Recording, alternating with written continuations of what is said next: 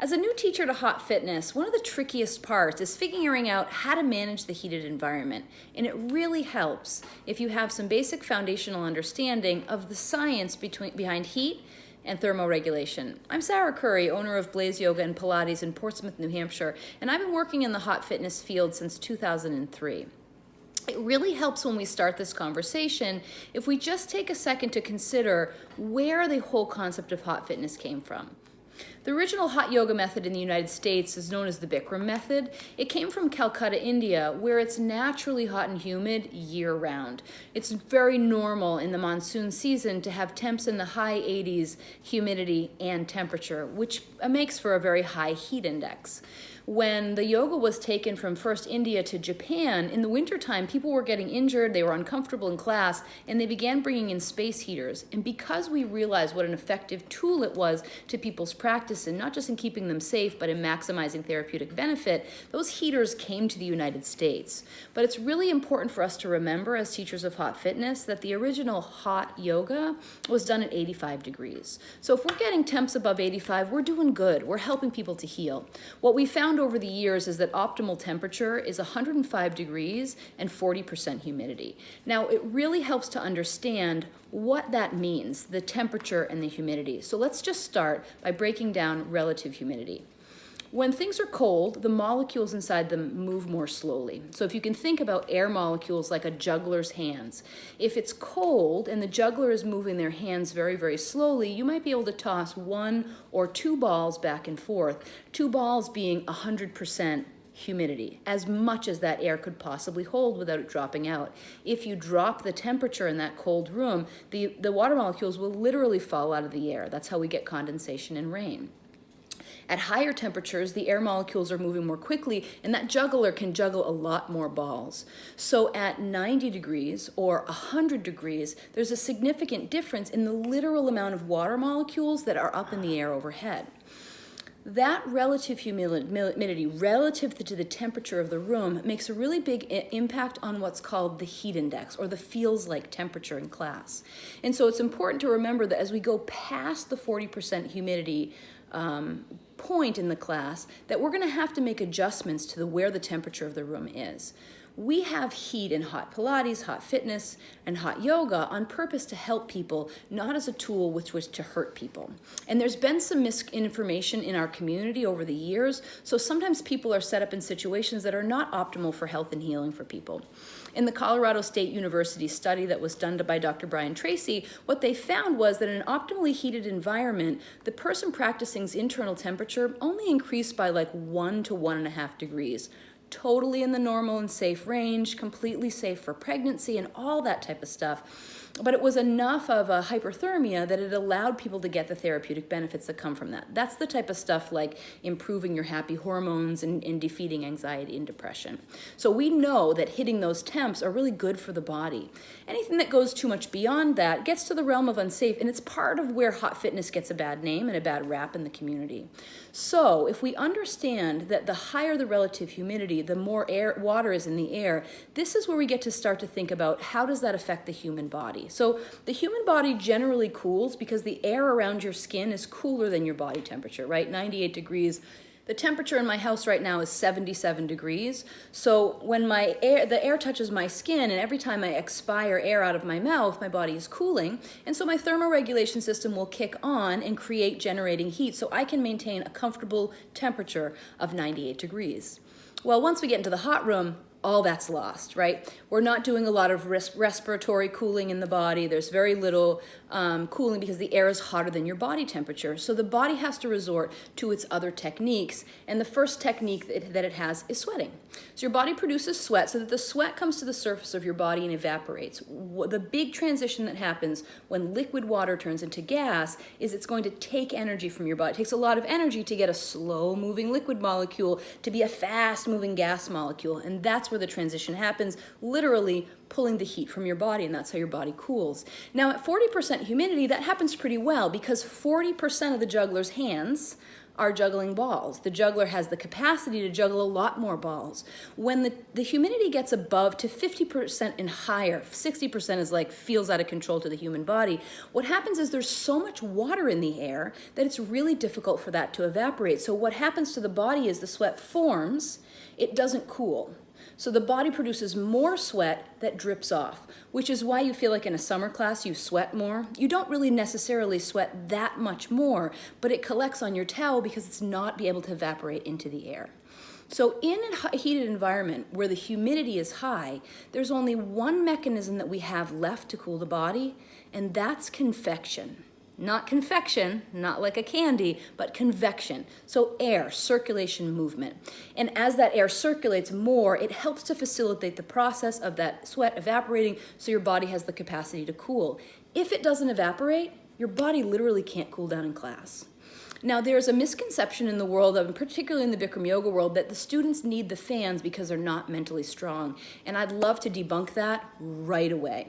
The fans in a class do two things. One that's to the aid of the studio owner. The fans actually blow the hot air from the ceiling down towards the floor and allows the room to circulate air, which reduces the studio owner's heating costs immensely. What happens in a studio that doesn't have fans is that the floor ends up being cool, like 95, 98 degrees, and then the ceiling ends up being very hot, sometimes at and above 130 degrees. Now that's not efficient. As a studio owner, you just have to keep pumping and pumping and pumping and pumping heat into that room, and the students still don't feel hot.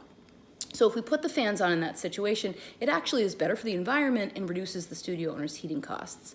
And then second, especially in a big, busy class, or if you live somewhere like Louisiana or Florida that's massively humid, it helps people to do that evapotranspiration through the process of convection on their bodies. If you have a class that is 50, 60% humidity or higher, and there is no convection of any kind, all you're doing is creating a situation where your student's internal temperature continues to proceed higher and higher into hyperthermia. So what do you get for symptoms when you have hyperthermia? You can get shaking. People can get the chills. If you ever have students who walk out with a feel like you have good air circulation and you have fresh air coming in, but students are saying they walk out feeling like they have an axe in their head, that all comes from shaky muscles. That all comes from the internal core temperature getting up too high. I know for myself, when I take a class at a studio like that, I don't ever want to go back again. I don't come to yoga to feel like someone chopped me in the head with an axe. So it's important for us as teachers to take good care of our students. The studio, we don't need to get into a situation where there's a studio war and classes are getting hotter and hotter, and my class is hotter than his class is hotter than her class, right?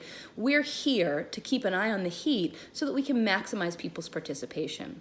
When it gets too hot in a hot fitness class, what happens is that students' participation in the postures rapidly decrease. They just begin making shapes with their body so the teacher thinks that they're following along, when really they just feel like garbage and can't wait for the class to end. Now, some of these recommendations might be a little bit different in your studio environment, and you need to know that. In some studios that are really well insulated, like if they were built like a cooler, so that the air coming in and out is very well controlled and there aren't a ton of drafts, you may actually be able to get away with a slightly reduced temperature. In other situations where maybe it's an older building or you have some kind of big windows, you may notice that there's a natural draft effect, and you may actually have to kick your temperature up just a little bit. And note too that everybody's different systems, like you may have to set the dial at 115 just to get the room to 106. And that's all tweaking within your individual system. A great way to learn how to control this is to get a hygrometer, a very simple hygrometer that shows you what the heat index is.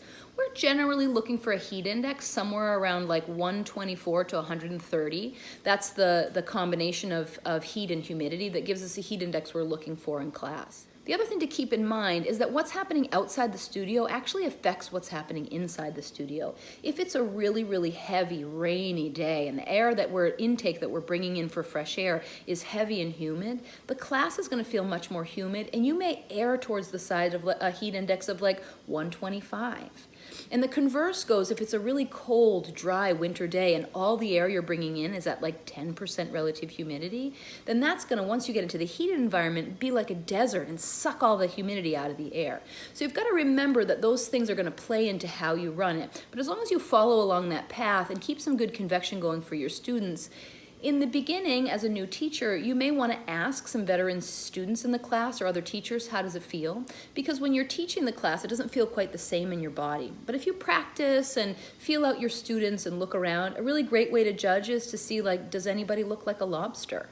And if the person who looks like a lobster is one singular Irish person, maybe it's not that hot. But if you notice that 3 or 4 or 5 or more people are really, really red, they're probably having a difficult time cooling.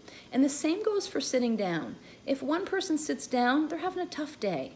If 2 people sit down, is something going on in this class? And if you see 3 people sit in your class, that's a sure sign that you've got to do something pretty quickly to affect the way that the temperature is going. And if you're getting a half a dozen people laying down their mats, pull out all the stops, open the freaking doors, get some fresh air in there, because you've let the conditions get out of control to where they feel unsafe to the people practicing in your class. In this way, we can work together with our clients, right? Get feedback from them and control the environment they're working in so that they trust us to take care of them and feel safe so they can work hard and get the most out of their practice. Now, if you're teaching some form of fitness that is a little bit more vigorous and intense, like a hot vinyasa flow, a power class, Inferno Hot Pilates, Pyro Pilates, or a hot HIIT class, you actually have to take those temperature recommendations down by about 7 to 10 degrees. In Inferno Hot Pilates, like if your Inferno Hot Pilates class is coming right after a Bikram class, you can pretty much guarantee the temp should be about 10 degrees cooler. For some forms of vinyasa, if they're not that vigorous, you might go for like a 6 or 7 degree temperature difference. But when the body is moving a ton, especially when you're doing vigorous flow or HIIT actions where you're doing high intensity interval training, the body produces so much heat internally to create the movement and the effort of the exercise that you actually don't need as much external heat to get the same outcome. And what's the outcome we're really looking for? What we're looking for in a hot fitness class is that people are able to have a similar temperature throughout the whole entire body. So from the soles of your feet to the tips of your fingers to your heart and your core, it's all about 98, 99, maybe 100 degrees on the inside, and nothing really much higher than that. That maximizes that warming effect for the muscles and increases vasodilation so that it massively reduces the risk of injury. Improves circulation so that all of the tissues and organs and joints and glands and systems in your body work even better. And that's the beauty of the heat in hot fitness, that we can use it to help people feel better and help people to improve their health. Do you have questions? Post them down below and let me know. I'd love to talk about heat, thermoregulation, and the human body. Preview.